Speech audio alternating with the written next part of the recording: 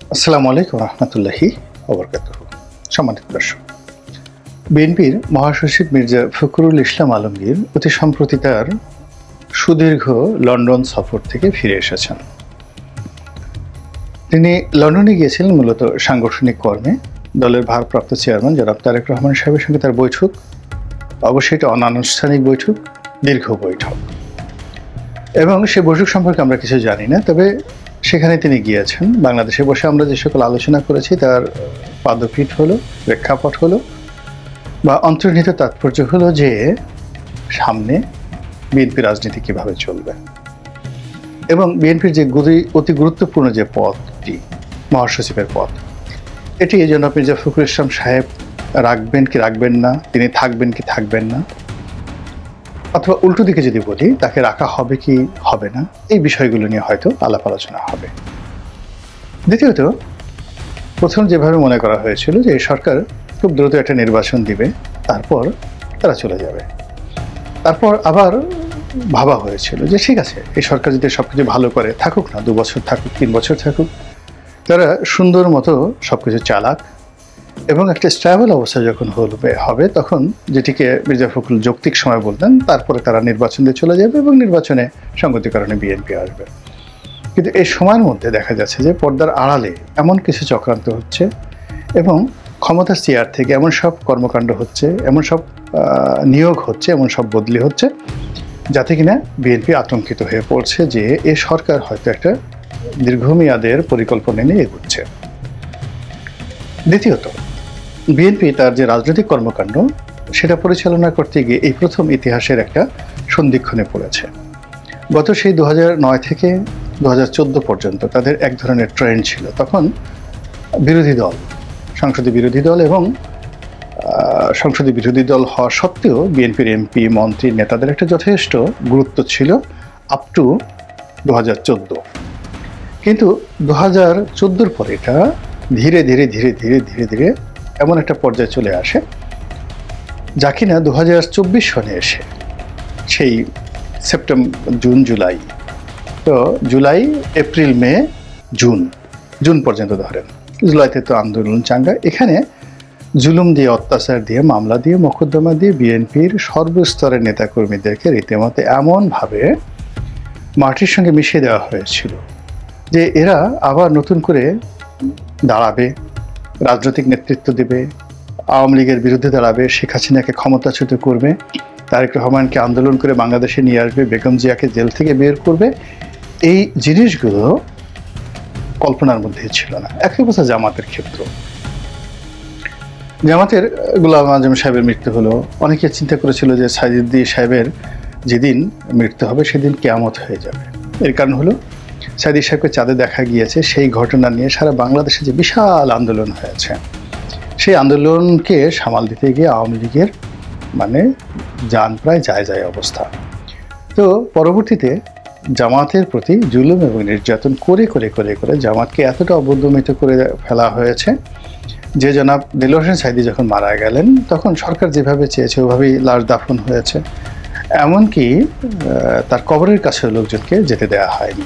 তো এই ছিল সরকারের ক্ষমতা। তো পরিবর্তিত পরিস্থিতিতে যখন ডক্টর মোহাম্মদ ইউনূস সরকার এলেন, সবাই ধরে নিয়েছিলেন যে এই সরকারটি হবে লতিফুর রহমান সরকারের মতো অতীতের, এই সরকারটি হবে হাবিবুর রহমান সরকারের মতো, এই সরকারটি হবে জাস্টিস শাহাবুদ্দিন সরকারের মতো, সেনাবাহিনী সারা বাংলাদেশের টহল দিবে, বাঘে মহিষে একসাথে পানি খাবে, এবং এখানে অতিরিক্ত 111-এর সময় সরকার যেটা ভীতির সৃষ্টি তৈরি করেছিল মঈনুদ্দিন ফখরুদ্দিন, সেইভাবে আওয়ামী লীগের যারা দুর্নীতিবাজ আছে তাদের বিরুদ্ধে সরকার একটা ভয়ঙ্কর অবস্থা তৈরি করে ফেলবে। কিন্তু দেখা গেল ডক্টর মোহাম্মদ ইউনূস আসলেন, সব কিছু হলো, কিন্তু এই একটা জিনিসও এক্সপেক্টেড হলো না। অর্থাৎ আওয়ামী লীগের কিছু নেতাকর্মী ভয় পালিয়ে গেলেন, তারা বাংলাদেশে তাদের ধনসম্পদ যা ছিল নিরাপদে নিয়ে গেলেন, বাংলাদেশের ভিতরে যারা থাকার তারা থাকলেন, অনেকে সব জায়গাতে আত্মীয় স্বজন মিল মহব্বত করে ফেলেছেন বিএনপির সঙ্গে, জামাতের সঙ্গে, এমনকি সরকারের সঙ্গে।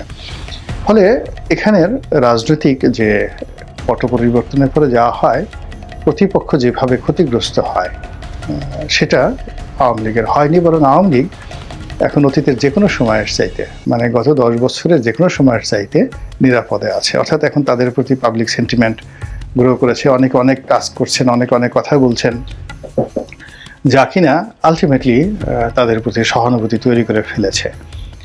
আর অন্যদিকে যেটি হচ্ছে, অপ্রত্যাশিতভাবে বিএনপির নেতাকর্মীরা যে স্বাধীনতার সুফল পেয়েছে এই জুলাই আগস্ট বিপ্লবের পরে, এটাকে দলের চপলমতি তরুণ, এরপরে দলের মধ্যে যে সকল দুর্নীতিবাজ রয়েছে, চাঁদাবাজ রয়েছে, মন্দ লোক রয়েছে, তারা এটাকে এমনভাবে ব্যবহার করার চেষ্টা করেছে, ফলে প্রতিটি জনপদে এখন বিএনপির দুর্নাম এবং বদনামের শেষ নেই।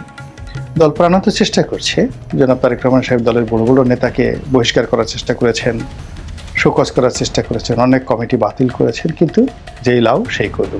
এমনকি তার খুব প্রিয়জন জনাব সালাউদ্দিন সাহেব, তিনি চট্টগ্রামে গেলেন এবং সেই বহরের মধ্যে দেখা গেল এসএলএমের গাড়ি ঢুকে গেছে, এবং এটা যখন জানাজানি হলো, সিসি রব পড়ে গেল, তিনি সঙ্গে সঙ্গে তাকে শোকজ করলেন। এরপর আরও বড় বড় পর্যায়ের কয়েকজন নেতা তারা এলাকাতে গেছেন, মোটরসাইকেল মহড়া করেছেন। অর্থাৎ যা হয়, ধরুন আওয়ামী লীগের বা বিএনপির বড় বড় যারা নেতা রয়েছেন তাদের অনেক হাজার হাজার নেতাকর্মী থাকে, তো যখনই তিনি এলাকাতে যান এরকম শত শত মোটরসাইকেল চলে আসে তাকে রিসিভ করার জন্য। এটা ট্র্যাডিশন। তো এটা এই সময়তে যেন না হয়, বিএনপি সেটা চেষ্টা করেছে। যে সকল নেতা এলাকাতে গিয়ে বড় সমাবেশ করেছেন, এরকম শোডাউন করেছেন, গেট ঠেট করেছেন, তাদেরকেও কিন্তু শোকজ করা হয়েছে, কিন্তু কাজের কাজ কিছুই হয়নি। অকাজ যেটা হয়েছে, গার্মেন্টসগুলোতে, শিল্প কলকারখানাগুলোতে, মার্কেটগুলোতে বদনাম ছড়িয়ে পড়েছে যে বিএনপির লোকজন এই আওয়ামী লীগের জমানার চাইতে বেশি করে চাঁদা আদায় করছে, এবং বিএনপির সাথে আওয়ামী লীগের সাথে একটা ভাগাভাগি হয়ে গেছে, যেই লাউ সেই কদু। তারা ক্ষমতায় যায়নি, ক্ষমতা পায়নি, এর মধ্যেই এই অবস্থা হয়ে গেল। যদি ক্ষমতায় যায় তাহলে কি হবে? এক। 2 নম্বর হলো যে এই দেশের এই ক্রান্তিকালে তারেক রহমান সাহেব কোথায়, তিনি কেন আসছেন না, তিনি এসে এই জিনিসগুলো কেন সমাধান করছেন না? এখন দলের একটা সুসময়, এই সুসময়টিতে যদি তিনি দলকে একটা নিয়ন্ত্রণের মধ্যে রাখতে না পারেন, তাহলে কিন্তু জীবনে আর পারবেন না, আলোচনা হচ্ছে। এরপর মির্জা ফখরুল ইসলাম আলমগীর সাহেবকে নিয়েও দলের ভিতরে বাইরে অনেকে অনেক কথা বলছেন। তাকে যারা অপছন্দ করেন তারা প্রচার করছেন যে তিনি আসলে মহাসচিব থাকতে চান না, ভদ্রভাবে, মানে তাকে তাড়িয়ে দেওয়া হোক বা তাকে বাদ দেওয়া হোক, বিনিময়ে নতুন কাউকে নেওয়া হোক, এই কথার পরিবর্তে বলার চেষ্টা করছেন যে এই লোকটি একেবারেই সাধারণ মানুষ, তার পদ পদবীর প্রতি আকাঙ্ক্ষা নেই, তিনি বহুবার চেষ্টা করছেন যে এই পদটি ছেড়ে দেওয়ার জন্য। তো এরকম দেশের গুরুত্বপূর্ণ একটি সময়, যখন প্রচুর পরিশ্রম করতে হবে, ছুটোছুটি করতে হবে, দৌড়াদৌড়ি করতে হবে, তো সেখানে মির্জা ফখরুল সাহেবের মতো একজন মানুষ, যার কিনা মহাসচিব হওয়ার কোনো আগ্রহই নেই, তো তাকে এখানে না রাখাই ভালো, নতুন লোক আনা ভালো। এখানে সালাউদ্দিন সাহেব এসেছেন, তিনি বয়সে তরুণ, জনাব তারেক রহমান সাহেবের খুবই কাছের মানুষ, তিনি আছেন, তাকে বানানো হোক। অথবা দলের সিনিয়র নেতৃবৃন্দের মধ্যে শরীর স্বাস্থ্য ভালো আছেন, জনাব গয়েশ্বর বাবু, ভারতের সাথে ভালো সম্পর্ক, একেবারে চটকদার বক্তব্য দেন, লেখাপড়া ভালো, তাকে বানানো হোক। অথবা মির্জা আব্বাসকেও বানানো যেতে পারে, কোনো অসুবিধা নাই। এমনকি আমির খসরু মাহমুদ সাহেবকে বানানো যেতে পারে। সেখানে মির্জা ফখরুল সাহেব থাকতে চাচ্ছেন না, কেন তাকে রাখা হবে? এরকম দলের মধ্যে যখন কথাবার্তা হচ্ছে, তখন তিনি লন্ডনে গেলেন। তো লন্ডনে গিয়ে তিনি তারেক রহমান সাহেবের সঙ্গে কি বৈঠক করেছেন সেটা তার আর জনাব রহমান সাহেবের ব্যাপার। আর তিনি ওখানে বেশ কয়েকটি কর্মী সভা করেছেন। সেখানে তার যে বক্তব্যগুলো, প্রায় সব বক্তব্যই দেশের মূলধারা গণমাধ্যমে লিড নিউজ হয়েছে, কেন কথাগুলো ছিল খুবই গুরুত্বপূর্ণ। তিনি সেখানে জামাত নিয়ে কথা বলেছেন, তারপরে রাজনীতিতে শিক্ষা দীক্ষা নিয়ে কথা বলেছেন, যে এখন নির্বোধদের রাজনীতি হবে না, মেধা যোগ্যতা লাগবে। প্রতিপক্ষ যেখানে টেকনোলজিক্যালি এগিয়ে আছেন, তো সেখানে আপনি সেই মান্দাত্তার আমলের গুলতি দিয়ে রাজনীতি করবেন, এটা হবে না। এখানে আপনাকে প্রযুক্তি নির্ভর রাজনীতি করতে হবে, মেধা নির্ভর রাজনীতি করতে হবে, লেখাপড়া জানতে হবে। এই কথাগুলো একেবারে চিরন্তন সত্য, যেটা তিনি লন্ডনে বসে বলেছেন বাংলাদেশে। এটি সব পত্রপত্রিকা প্রকাশ করেছে, এবং এখানে স্পষ্টত তিনি জামাতকে ইঙ্গিত করেছেন। এই মুহূর্তে জামাতের সঙ্গে বিএনপির সম্পর্ক ভালো যাচ্ছে না। এখন বিএনপি জামাত ধরো, জামাতের সঙ্গে প্রতিযোগিতা করে, কিন্তু কিভাবে করবে? এখন তো সেই আওয়ামী লীগ জমানার মতো তলোয়ার নিয়ে যুদ্ধ করা যাবে না। এখন কোনো অবস্থাতেই যাকে বলা হয় চাপাতি নিয়ে সেই শিবিরকে আক্রমণ করা যাবে না, বা শিবিরও সেই আগে যেখানে শিবিরের রক্কাটা যে জমানা ছিল এরশাদ জমানাতে চট্টগ্রাম এবং রাজশাহীতে তাদের একটা বিরাট বদনাম ছিল, তারা রক কেটে ফেলে।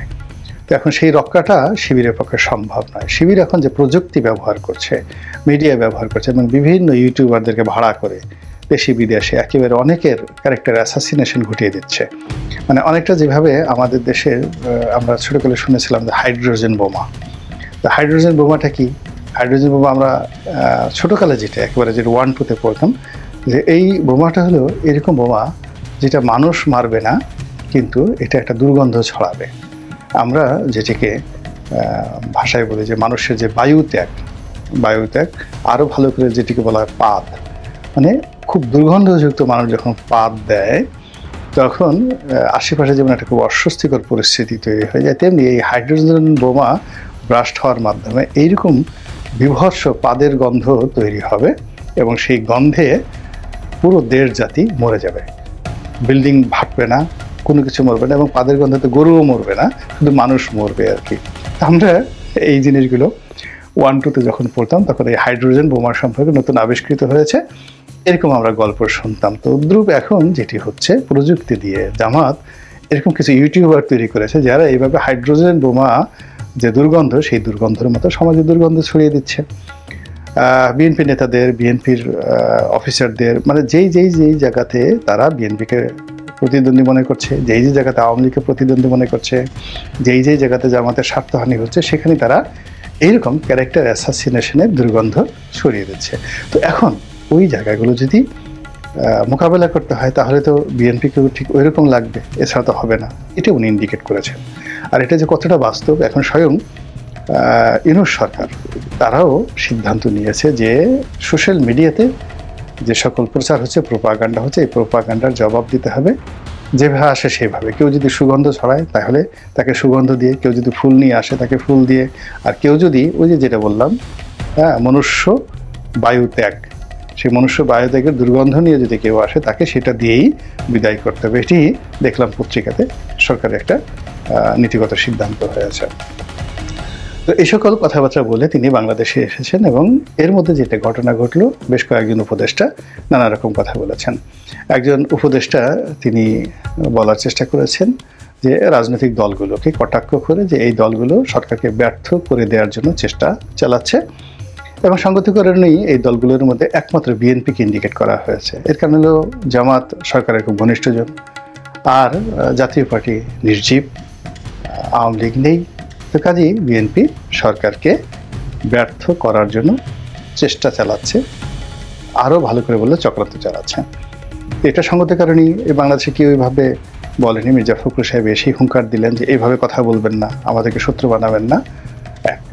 2 নম্বর হলো যে আরেকজন বলেছেন উপদেষ্টা যে এই সরকার তার কার্যকালে অবশ্যই সংস্কার করবে।